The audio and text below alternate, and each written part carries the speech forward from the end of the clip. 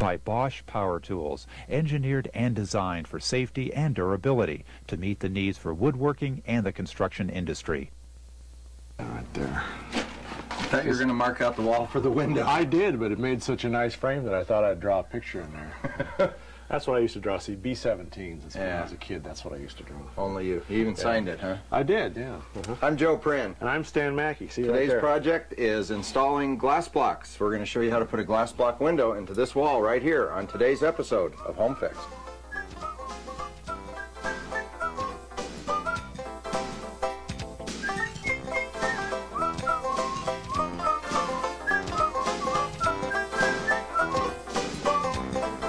Here, trade you. What? Trade you. You hold the molding. You make lousy fish. I hold the pen, and that goes away before you do some real damage. All right. We're going to be installing this glass block into this wall here, and I want to tell you a little bit about glass blocks, okay? What there are is there's several different kinds of glass blocks. This is one, it's a common pattern. It's called a Decora block. It's got a smooth finish on the outside surface, but the inside of the glass is a little bit ripply. So you're not going to see a real good clear image behind it. Yeah. You're right. Yeah, see that?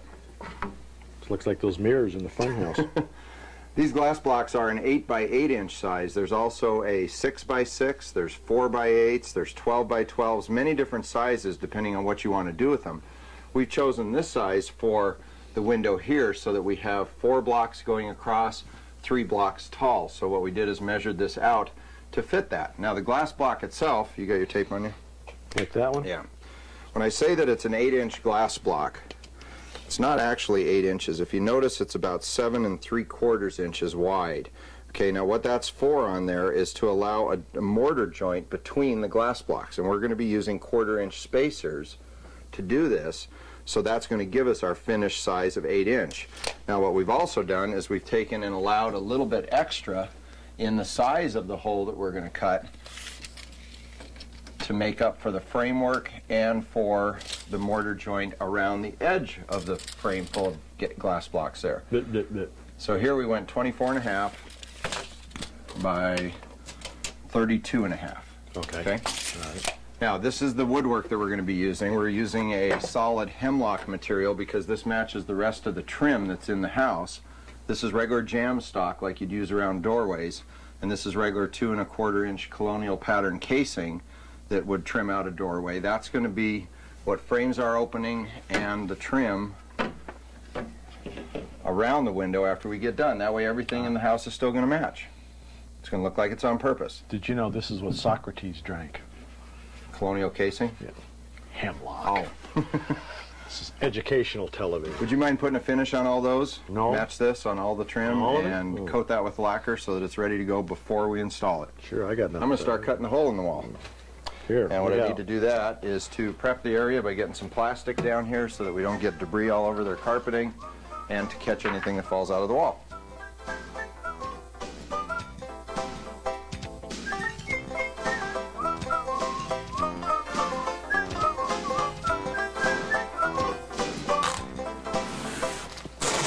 Get the last of the masking tape on here.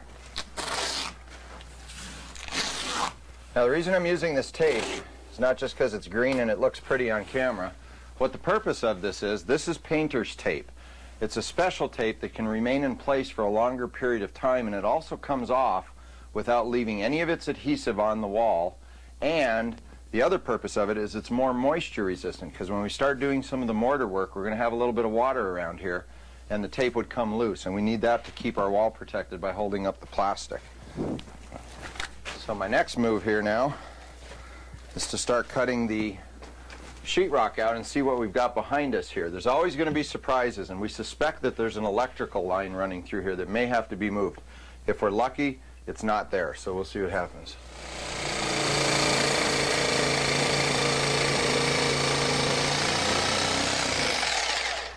Now, if dust in your work area is going to be a problem, the other way that you can do this is you can cut the sheetrock with a utility knife like this by making several passes through it and cutting across. That's hard on my hands, so I use the power tool. It just seems to do a little better job for me personally. If you don't have one, use the utility knife.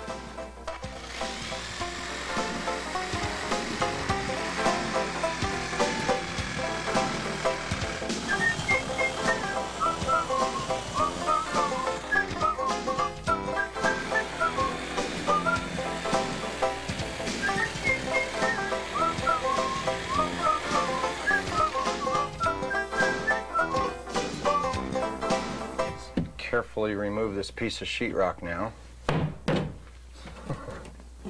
It's always the fun part of doing that.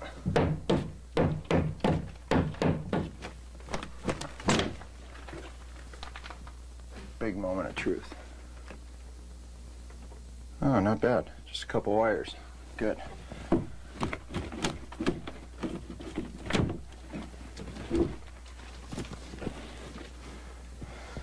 What's that? Yeah, a couple electrical wires. We kind of anticipated that was going to be there because there's an outlet right down underneath there. So we're going to get our electrician in here. I don't like messing with electrical, and neither should you. Unless you're a licensed electrician, don't do it. Hire an electrician to do this part of it. We're going to have him relocate these wires around here and drop back down to the outlet according to building codes, and then we can continue.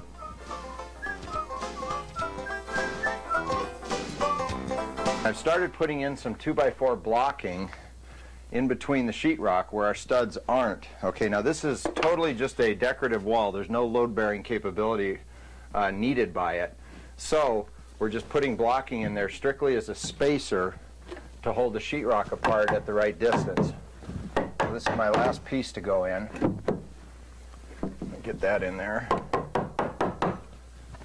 Then we'll be able to pop the hole through to the other side. See what's back there.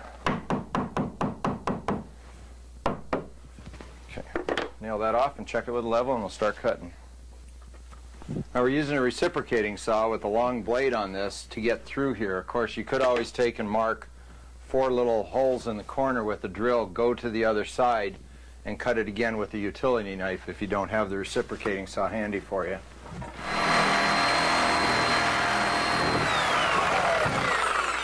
I ought to point out, too, the way this home was constructed, there's an old header across here. Okay, and this is very important because the way we block this in, this is just for filler.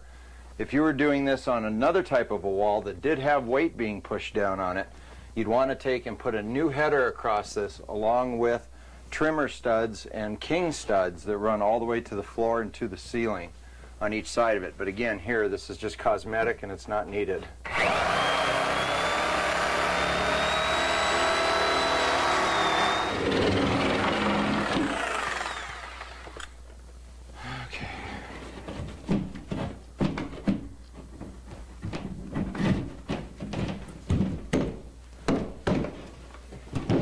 Oh, jeez. Ow. Did it get you? I'm sorry. I got a question, Mo. What? Why are we putting this here? Well, I was getting to that. Oh, you weren't listening. Oh, I wasn't because I was on the other side That's of the a wall. bathroom on the other side, and behind us over here is a beautiful window that allows in a whole lot of light. But in this bathroom, there's no window. So what we're trying to do in this house is capture some of the natural light coming from out here. Is now going to be able to come through and lighten that up. Now, did that lighten it up when we popped that open? I don't know. I'm still not conscious from when that wall hit me. I told you it was coming that way. Oh, okay.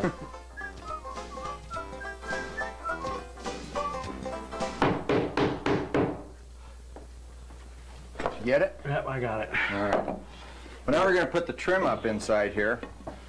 Start by putting the side pieces in. You've already... You put some lacquer on this, right? Yes, I did. Yeah, okay. Yes, I did. Because we need that wood to be finished before we start doing the glass blocks in a minute. Otherwise, the mortar and the glass block will just play havoc with the wood grain.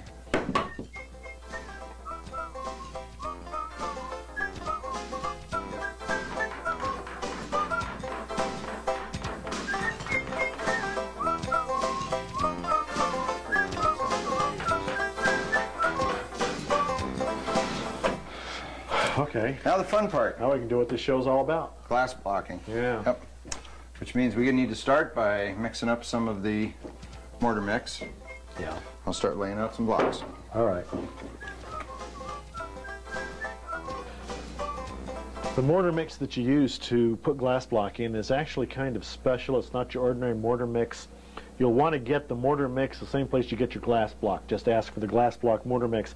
What makes it really different is it's got hydrated lime in it and some waterproofing agents. What that's going to do is it will allow the mortar to act like sanded grout, which means you can work it into the surface and it dries very tightly, but it also won't shrink. It also make it very waterproof and hold the glass block in. Now, the secret to mixing any mortar is a very careful scientific formula of, well, anyway, what I do is I just dump it in to the bucket and add water till it looks about the right mixture. Boy. These come in about, now this is a 60-pound bag. They do come in smaller packages depending upon the size of job you're doing. Yep. Okay. The kind of consistency you're looking for is a very thick, thoroughly mixed, almost biscuit-like dough consistency here. Now when you're starting to add water, you want to add it gradually until you get the proper consistency that you're looking for. Of course, I, being the hardened professional, can add the right amount of water every time, the first time, without mistake. Add a little bit more water there. But you do not want it runny. You do not want to be able to pour it. It's got to be thick enough to be able to pack it. Okay, that's about right. And let's see, I want to test this here. Just take a lump of it. When you get to where you can form it up, like that, like a little volcano there, and it stays, and that's the right consistency, because you don't want it to flow between the glass blocks. Okay, now we'll go let Joe put the blocks in with it. This is the part of the project that's kind of fun, is actually laying the block out and checking your fit on everything.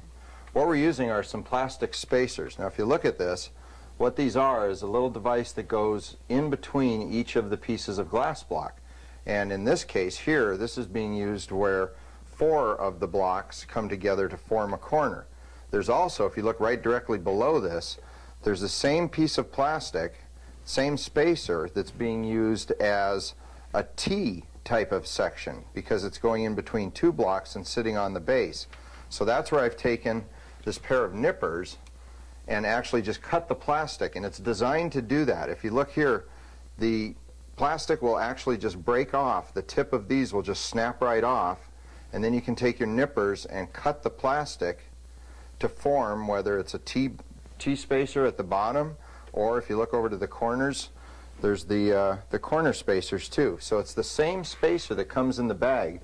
All you have to do is make sure that you have 1, enough of them, and 2, that the spacer is the proper width for the block that you have, because there's also different thicknesses of block. There's 2, there's 3, 4-inch, different thicknesses, so get the right size spacer. So we've laid this out and made sure that everything fits. Now I'm going to take the spacers back out. We'll start putting some mortar in and put the bottom row of block together.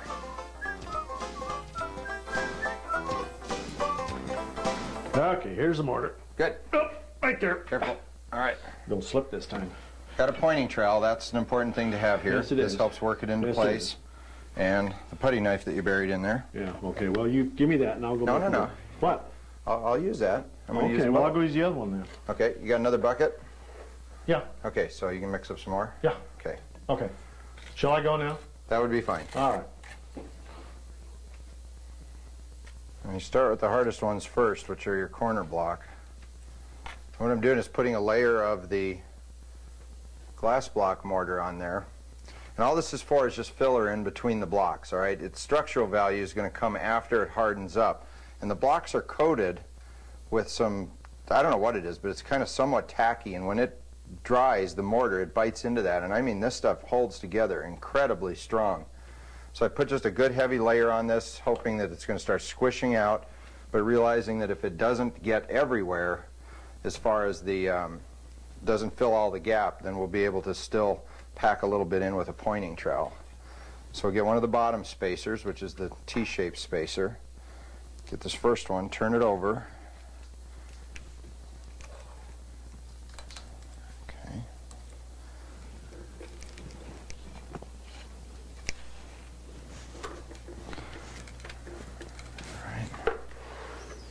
Get the first one in here. Start dropping a little bit down in between where it slipped out there.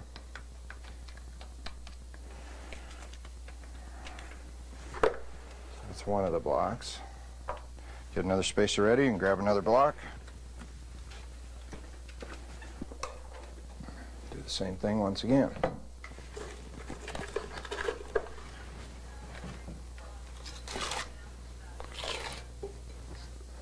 Now the other way you can do this on the bottom row too is to put the mortar right onto your framework and then only butter the side of the block. Stan's got this mixed up to just the right consistency. Just perfect. So we'll get another spacer in there. Got the mortar between these two.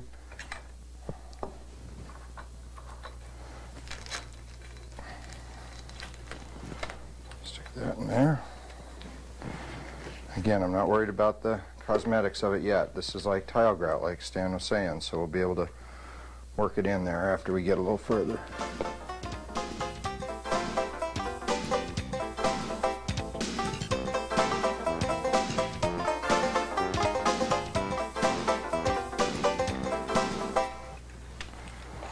Well, we got that first row on there. That went pretty good. So now I'm just putting the spacers in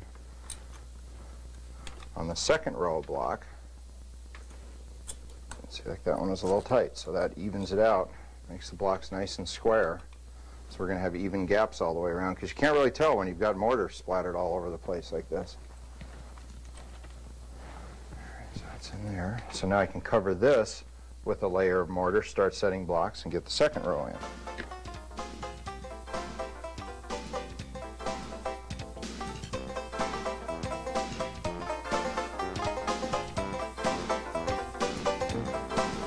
I'll show you how to cut one of these now. We're taking one that's right out of the package. I'll show you how to make the T that goes up over here. Now watch, now you just take and break these ends off. Okay, you can do this with nippers or just do it by hand. They just twist right off. There's two ends that twist off.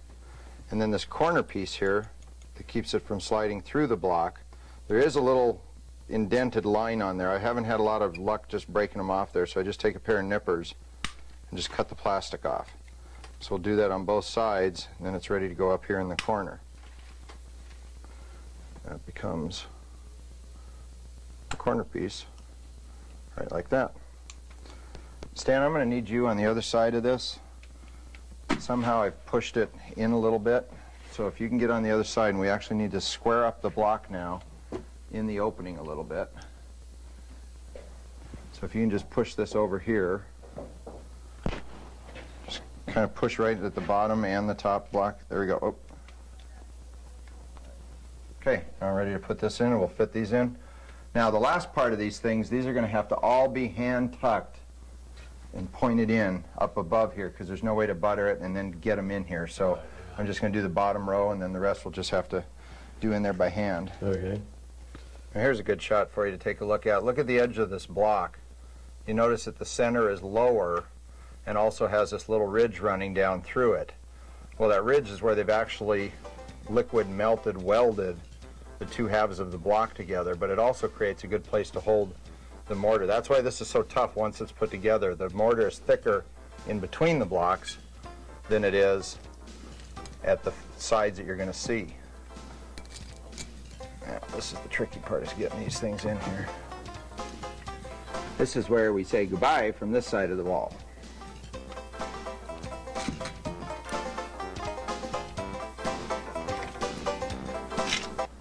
Okay, well, I got my side done. Good. Good. Now, how do you get Good these about things this. out, though? Oh, that's the great mystery. Well, yeah, that's why I asked. Okay. Show you. Okay. First you got to grab my magic wand down there. What? No, just kidding. All right, watch this. Okay. These are designed Yeah. to stay partially in the block. So I'm just grabbing it with a pair of pliers, twisting that. Yeah. This part of it snaps off. Oh. Okay, that was the part that was on the spacer earlier. Yeah. Then You just put more stuff in there. come back over the top of it, Oh. Okay. and it's entombed forever. Entombed forever. Now, the question that I had the first time I did this, see, and you don't, there you didn't even need the pliers. No, I don't. You're just animal fingers. Yeah. is, can you see the spacers in there? Uh-huh. Well, no, you can't, because the mud around them and the darkness of it and Right. the way that they work with the block, because the mud goes between it, you can't see the spacers in Okay. there. I'll take your All word right. for it. So that's all you got to do is just spin these things off. Oh, okay. Some of them are, yeah, these are soft enough. Some of them I've tried twisting off for real hard. Yeah. Those Okay. are hard on the end. But like these bottom ones, Yeah. just kind of, Wow. or, oh yeah, that's right. I could have done This that. was the other trick I saw. You can just use the putty knife Oh. What? and just snap them off. Oh, okay. Okay? You snapped that off on me. Watch out. You're going to get that one right in the nose.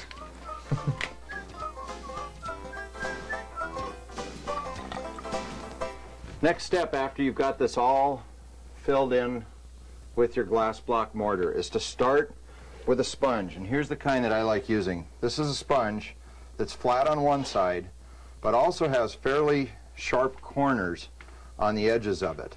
It's a fairly stiff sponge, and it's commonly used by tile people and that to work with the grout after they've put it in. And that's what we're going to do with it. And we're using that to get up here along the grout lines and start sponging them in. And what this is doing is it's working out any little air bubbles on the surface of the grout, as well as to remove about 90% of the excess that's on here. We don't have to worry about getting it all super duper clean yet, No. but just get it Smooth to where out. it's kind of roughed in, because we've actually got to let it dry for a little while Uh-huh. and start to harden up, and then we're going to come back and start buffing it. So now just comes a tedious and time-consuming process Which we won't make you watch. yeah, of just gradually wiping more and more of the grout down off of each individual block and starting to work it off of the joints there to where we get to the point where this can be polished up and looking real nice.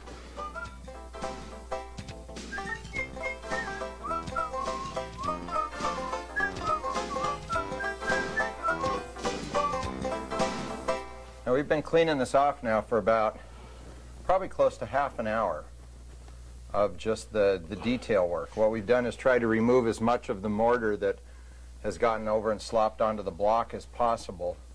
You don't have to get it absolutely crystal clear, because the mortar will wipe off of the block even after it's dry.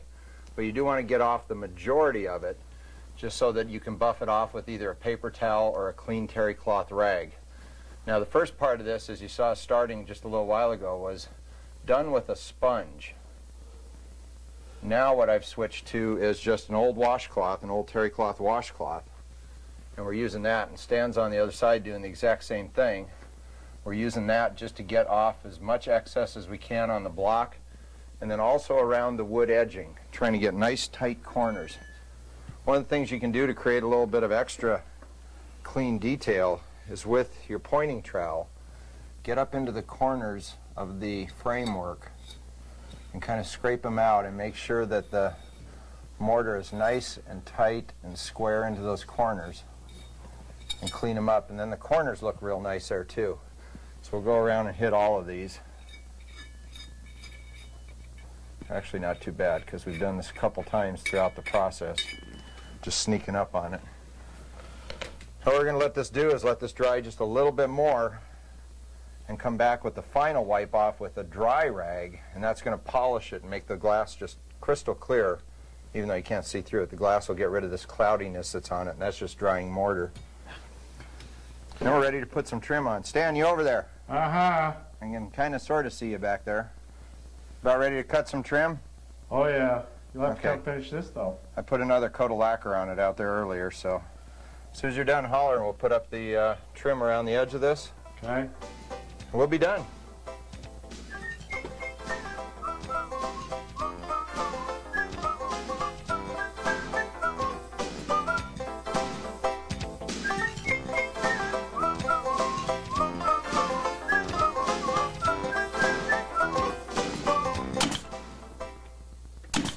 There we go. Nice 2 1/4 trim that's going to match out everything else that's in the house. And let this dry a little bit more. I mean, it needs just a little bit more dry time here. And I think we'll be able to buff that off pretty good. Your other side looks real good too. Oh, well, thank you. You're certainly welcome. Well, I hope we inspired you to take this project on at your house. For this episode of Home Fix, I'm Joe Prin. I'm covered with putty. I'm Stan Mackey. We'll see you on the next project. We will. I'm gonna go clean up the other side a little bit more. We don't need to see the mortar. Here's mortar. There's mortar, here it is. No, I can't. He's still giggling. A giggly moment, not again. Okay.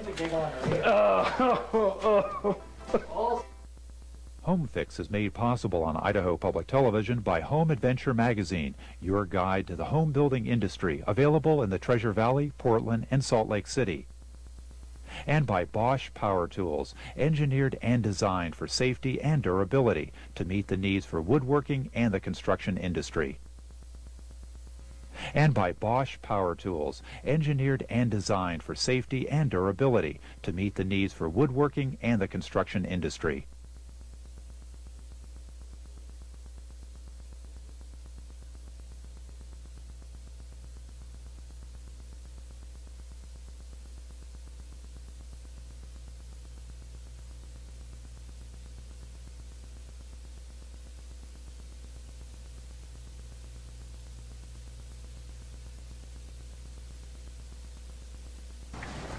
I'm Stan Mackey. And I'm Joe Prin. On the next episode of Home Fix, you'll see how to install a glass block window like this. Yep, we'll show you how to cut the wall out, put in the block, do the mortar work, and finish it out right here on the next episode of Home Fix. See you there.